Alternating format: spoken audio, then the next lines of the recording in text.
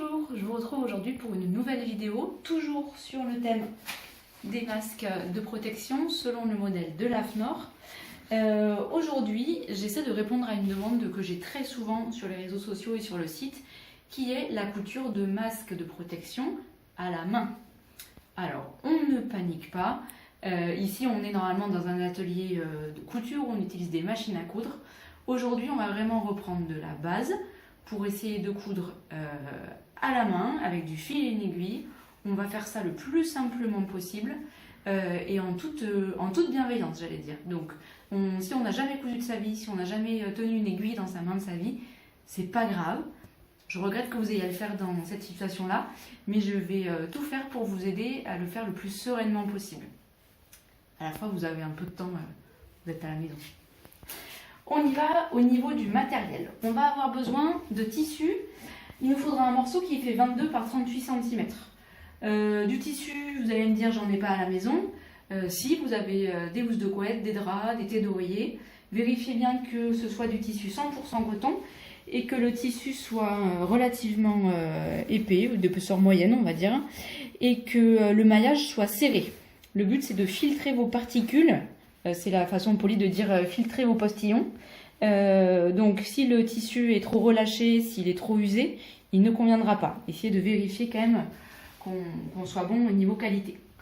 Donc on aura besoin de tissu, du fil et une aiguille bien sûr, et ensuite de quoi marquer le tissu. Vous verrez qu'on aura différentes options.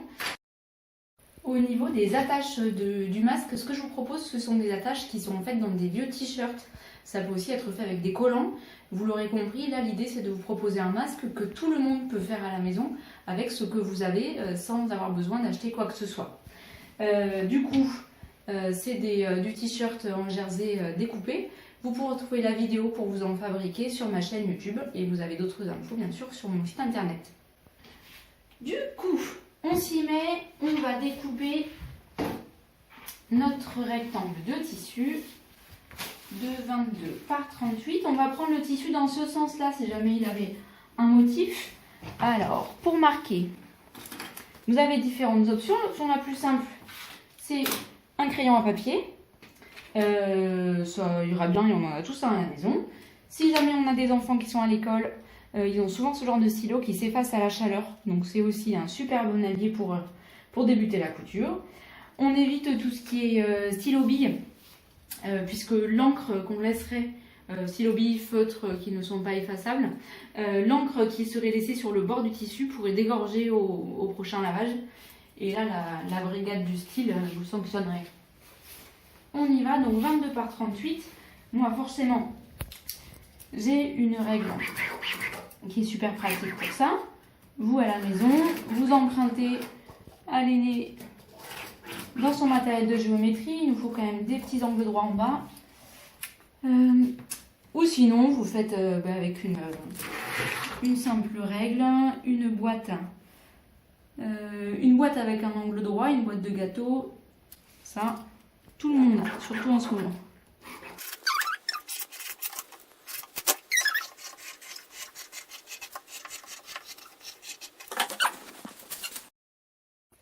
Alors, maintenant qu'on a le morceau de tissu, on va le plier endroit contre endroit.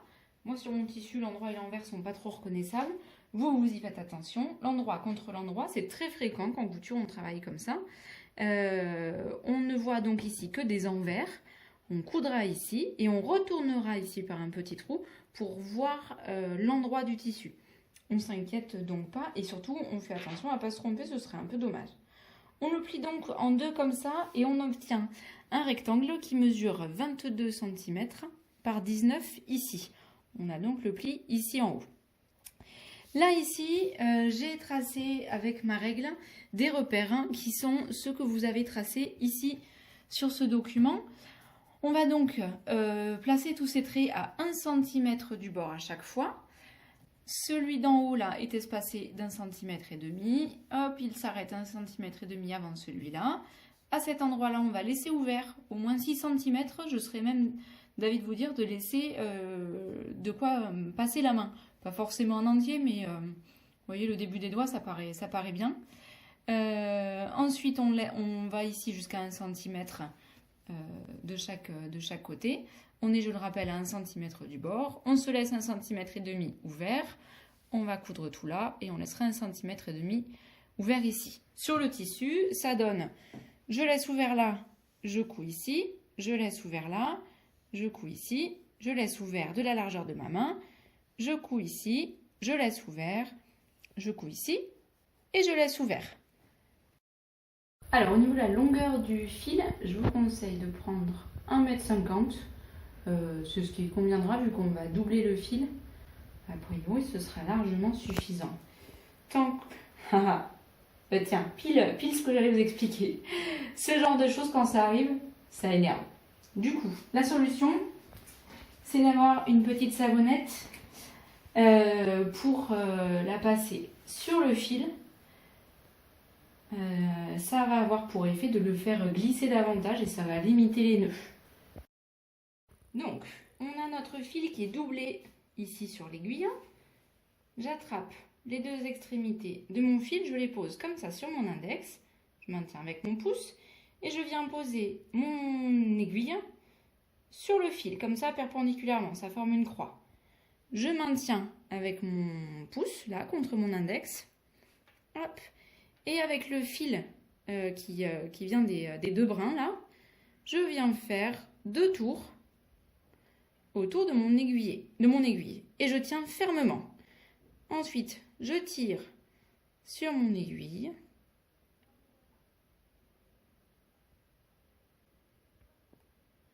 Et au miracle, j'ai bien un nœud qui s'est formé ici. Hop. On est bon. Et du coup, on peut commencer à coudre. Ce nœud-là, si jamais vous vouliez le revoir, ça s'appelle un nœud de brodeuse. C'est ce qu'on utilise en général pour de la broderie. On va y aller en utilisant un point que j'aime bien appeler le point Michael Jackson. C'est le point du moonwalk. L'idée, c'est qu'on va... donc on est bien d'accord qu'on veut commencer à coudre ici. Seulement, nous, on va commencer à coudre un tout petit peu plus loin, puisque, vous allez vite comprendre, hop, j'y vais comme ça, je recule,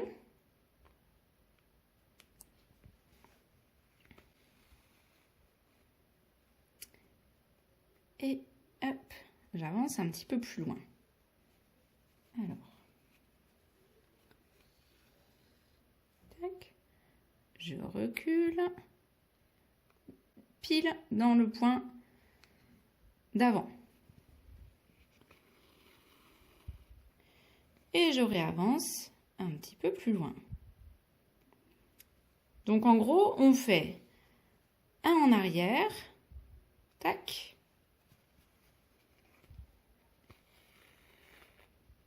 et 2 en avant, c'est-à-dire que là, je sors d'ici, je ne vais pas avancer de 1, mais bien avancer de 2 points.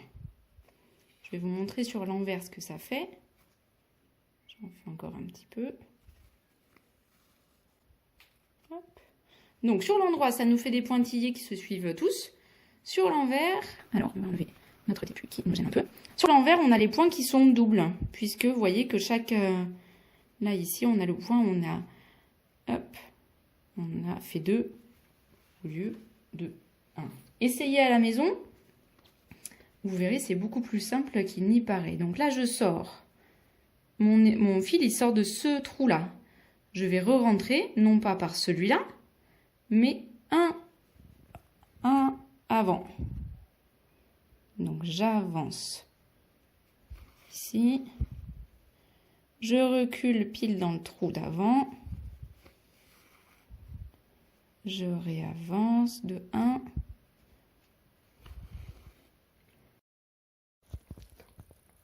Alors, on va voir quelque chose au niveau de la longueur des points. Parce que là, si vous avez commencé à coudre, vous vous dites, ouais, elle est gentille, mais mes points, je les fais comment? L'idée, ce serait de faire des points qui soient plus petits qu'un demi-centimètre. Si on veut les faire beaucoup plus petits, c'est sûr, c'est bien, mais il faut aussi et surtout faire des points qui sont réalisables. L'idée, c'est pas de commencer en faisant au tout début des tout petits points qui soient des pattes de mouche. Et puis au bout de 4 cm, se dire « Oh allez, c'est bon, j'en ai marre » et faire des points qui soient larges d'1 centimètre. Parce que dans ce cas-là, votre masque ne tiendra pas la route. L'idée que je propose, moi, souvent en atelier, c'est de se faire des petites marques. Alors, soit là sur l'ongle, soit là sur le côté, qui vont me permettre de repérer où est-ce que mon fil précédent est et où est-ce que mon aiguille doit sortir. Là, si on a une petite mise au point, vous voyez à peu près l'idée. Donc, je vous la recommande. Donc là, je retourne en arrière. Moonwalk. Chic. Ici, je mets mon premier trait en face du point précédent. Et je vais faire sortir mon aiguille à la hauteur du trait suivant. On y va. Tac. Chic. Donc ça, c'est une toute petite astuce très simple, mais ça permet de se fixer des objectifs de couture qui soient atteignables. J'ai conscience que vous n'êtes pas des pros de la couture, ou peut-être que si. Mais ça reste une super solution pour avoir des points qui soient réguliers. Allez, je continue à coudre ça et on se retrouve à la fin pour savoir comment faire le point d'arrêt.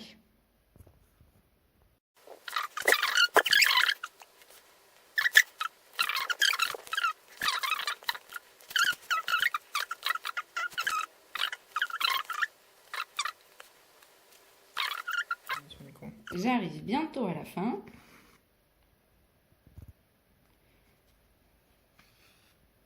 On ne se décourage pas sur les derniers centimètres. On y va, on y croit.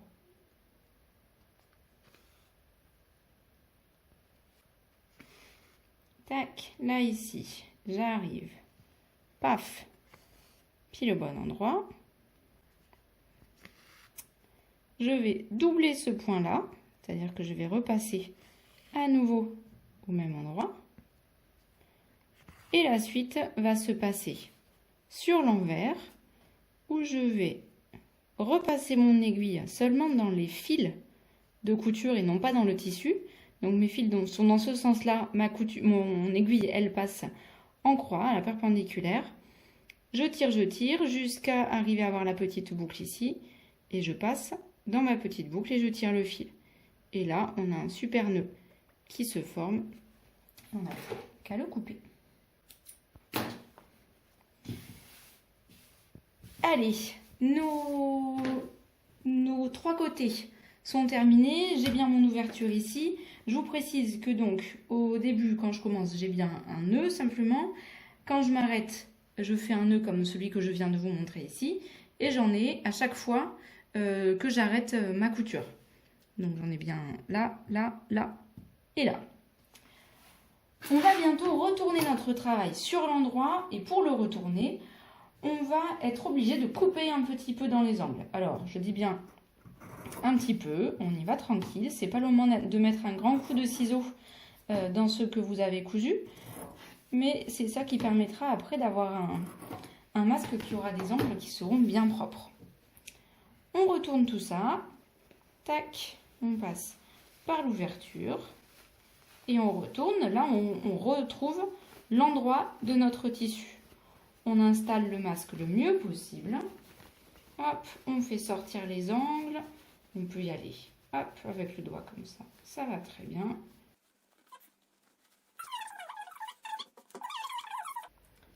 On fait attention à ne pas trop pousser sur les angles pour éviter qu'ils sortent trop. Hop. Et on y va. Ici, vous voyez, on fait rouler les coutures. Si on n'a pas de fer, on y va avec l'ongle. Et si on a un fer à repasser, en plus, a priori, il n'a pas servi depuis un petit moment, puisqu'on ne peut pas dire qu'on s'acharne trop à repasser, surtout en confinement. Hop. Et pour le bas ici, non, pardon, on est en haut. Hop. Pour le haut aussi, je marque bien le pli.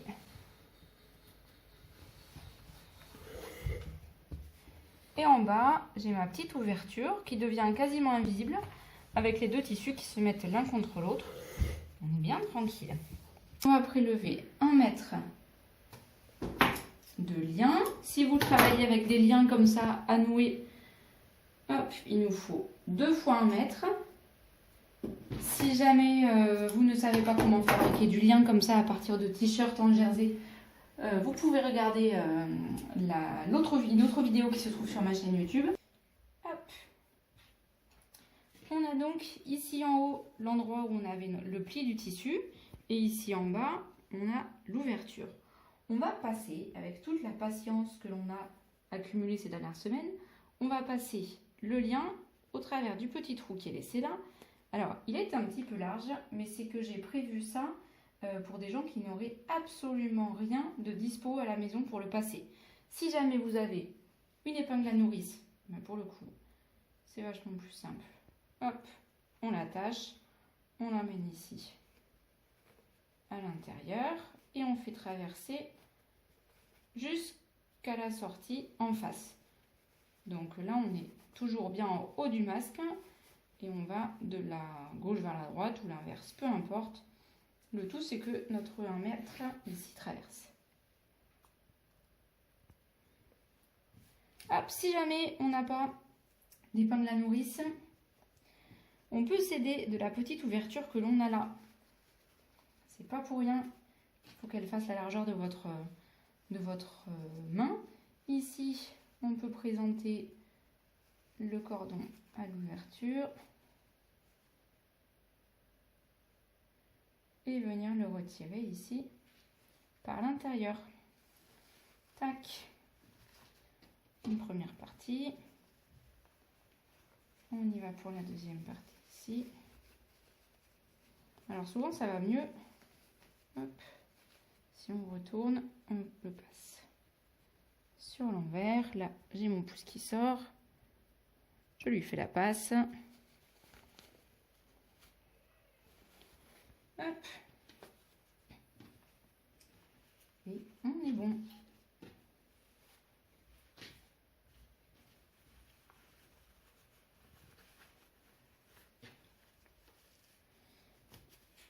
Tac. Allez, là on y est. Ça commence à prendre forme. Il ne nous reste que 2 étapes. Première, fermer la petite ouverture qu'on a là. Et deuxième, marquer les plis. Pour la première partie de l'aventure, on va rattraper notre fil et notre aiguille. On se reprend, on peut reprendre un bon mètre de fil. Alors je retire mon aiguille précédente. Tac. On va de nouveau doubler le fil.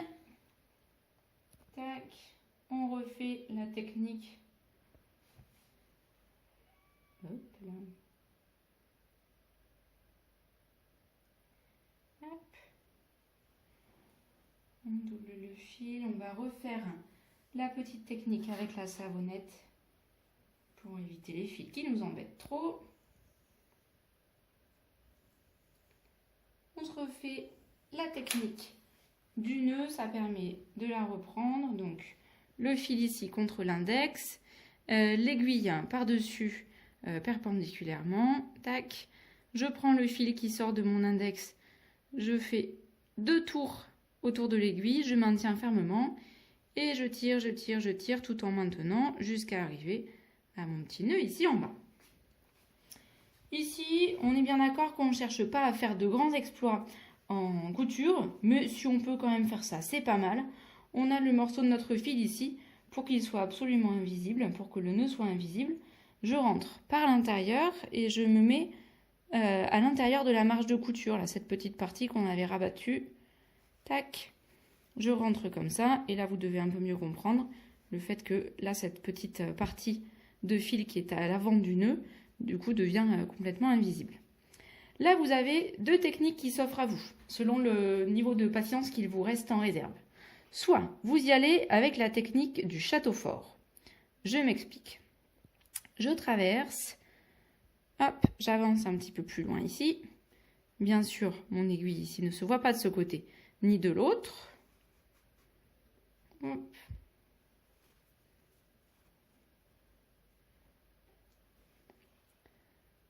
On panique pas, vous allez comprendre. Je sors de ce côté-là, je vais pile en face. Je passe dans le pli du tissu, ce qui fait que mon aiguille ne se voit pas ici.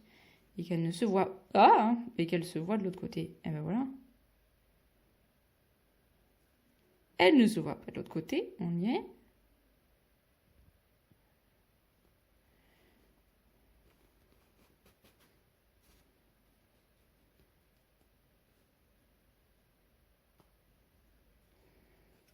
Je rentre. Celui-là fait que nous embêter là. Hop. Je rentre pile en face de l'autre côté. J'avance caché sous le pli.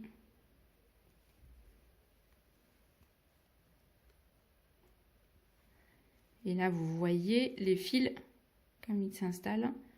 Hop, si je tire dessus, on obtient une couture qui est tout à fait invisible, qui ne se voit pas, ou presque. Si jamais on est un petit peu moins patient, et clairement je vous pardonnerai si c'était le cas, on y va tranquillou.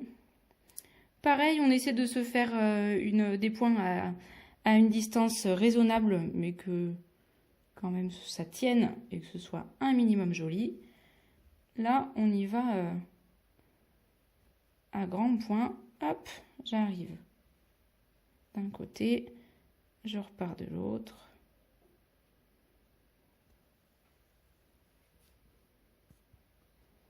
C'est un petit peu moins esthétique, mais c'est tout aussi efficace.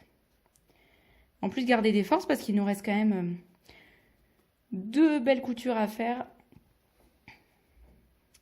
Donc, on n'est pas tout à fait arrivé.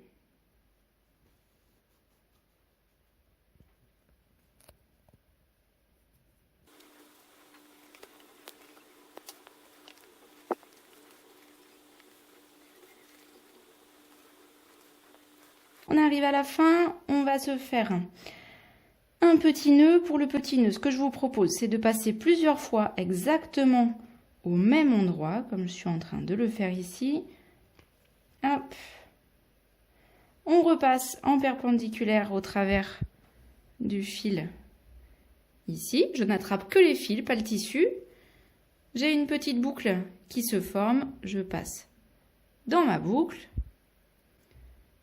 Je serre. Et pour éviter d'avoir un petit fil qui se balade ici comme ça, je vais re-rentrer entre mes 2 tissus.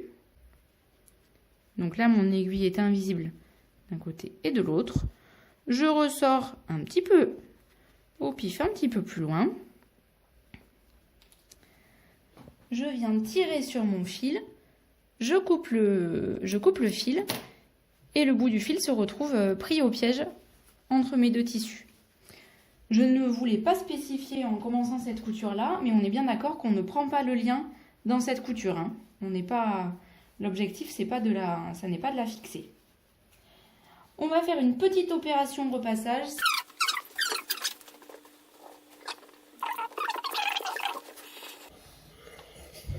Donc, si on a un fer à repasser, on le fait avec le fer à repasser. Si on n'en a pas, on le fait en forçant un petit peu avec les ongles.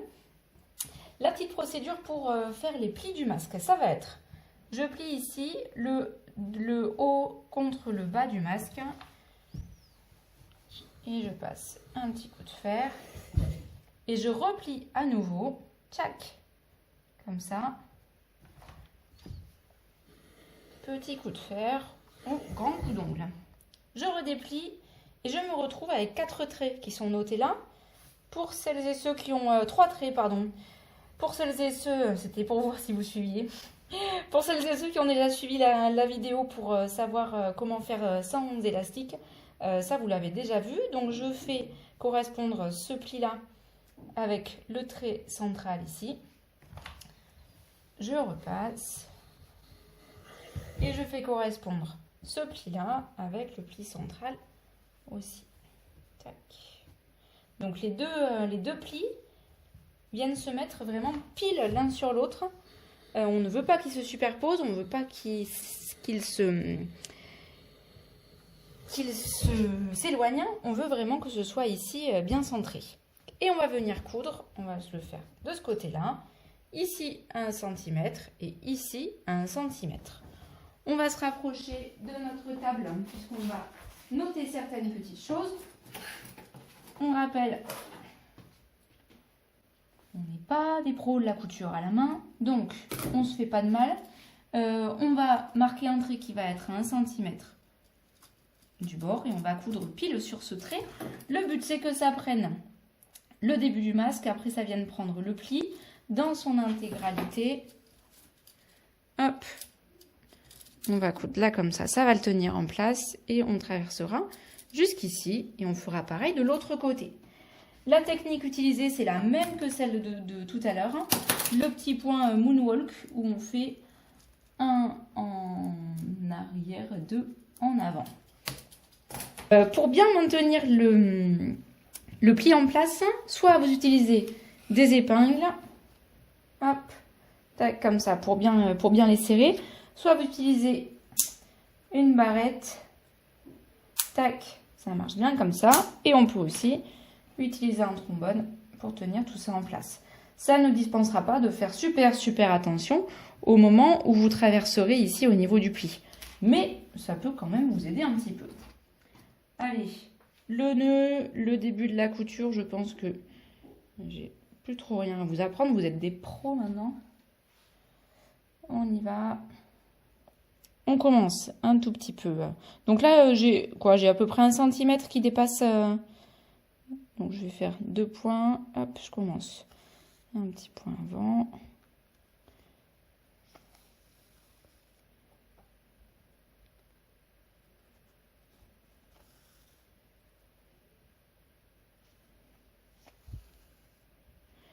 Hop, là, les choses sérieuses commencent. Je vais monter au niveau du pli, là. Donc, on commence à avoir pas mal d'épaisseur. Ça peut commencer à être un petit peu difficile au niveau des doigts, surtout si vous venez de vous coudre tout le masque d'un seul coup. Donc, soit vous avez un dé à coudre à la maison et vous faites avec le dé, soit vous pouvez vous aider du support sur lequel vous êtes. Là, ici, rien ne nous empêche de faire forcer le chat d'aiguille contre la table, plutôt que de le faire forcer nos doigts contre le chat. Je vais vous le remontrer au point d'après. Ici, hop, on va doubler ce point-là, puisque c'est vraiment l'endroit où notre masque va forcer. C'est le pli qui va être le centre de toutes les tensions. Donc, pour économiser la pulpe de mes doigts, vous voyez que ça commence à être déjà bien rouge. On plante un petit peu et puis on fait travailler la table à notre place. C'est beaucoup plus doux. Hop, et ça lui fait pas mal. On a doublé ce point-là. On continue pour le reste en mode simple. On n'a pas besoin de doubler les autres. On doublera celui qui se retrouvera au milieu, par contre, entre les deux plis.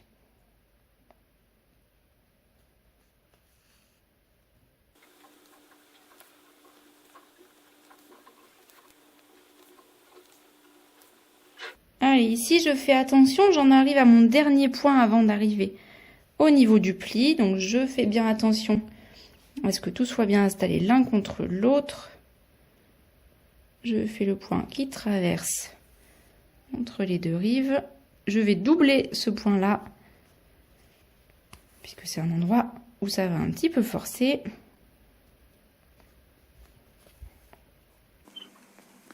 Et après, c'est reparti. Je continue. Pareil, de l'autre côté.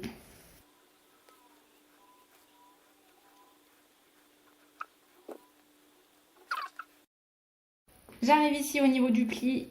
Donc, je vais doubler le point. Hop, un, j'en fais un autre par-dessus.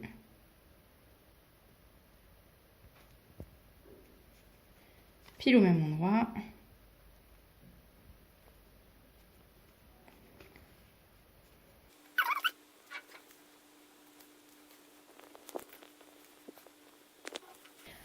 Ici, on termine avec un point d'arrêt. Maintenant, vous êtes des spécialistes. Hop, une petite boucle. Je passe dans ma boucle. Clac, et l'astuce magnifique de rentrer le fil ici entre les deux couches de tissu.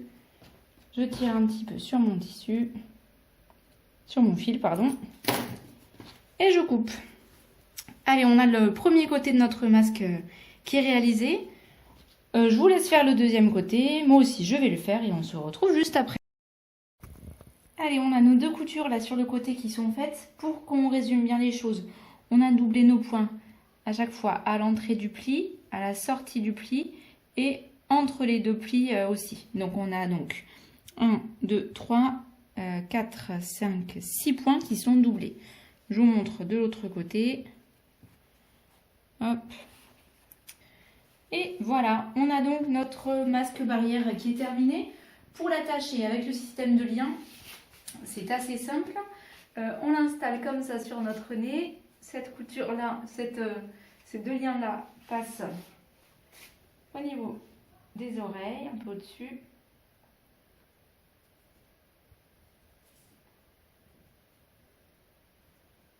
Hop, on l'installe ici, dessous. Hop, et ça passe au sommet de la tête. Bien sûr, au niveau de la longueur des liens, ce sera à vous d'ajuster selon l'élasticité du tissu que vous avez et puis bien sûr à la taille de votre tête. J'en profite pour vous préciser que le masque barrière ne protège pas contre le coronavirus. C'est simplement un masque qui vise à retenir nos postillons et qui ne dispense surtout pas de tous les gestes barrières. Ne les oublions pas, un masque en tissu, ça ne rend pas invincible. Pour tout ce qui est entretien, choix du tissu, masque pour enfants peut-être, tout ce qui gravite autour du masque, je vous invite à vous rendre sur le site de l'Atelier des Gourdes. Et si jamais vous avez une machine à coudre, je vous invite à regarder les autres vidéos qui vous aideront à coudre un masque comme celui-ci à la machine. Et bien sûr, pour apprendre à faire des liens en t-shirt comme cela, c'est dans la vidéo des masques sans élastique. Voilà, je crois vous avoir tout dit. J'espère que vous et vos proches allez bien et prenez soin de vous. Et surtout, patience, vous allez y arriver. Vous allez vous le coudre ce masque. Allez, courage!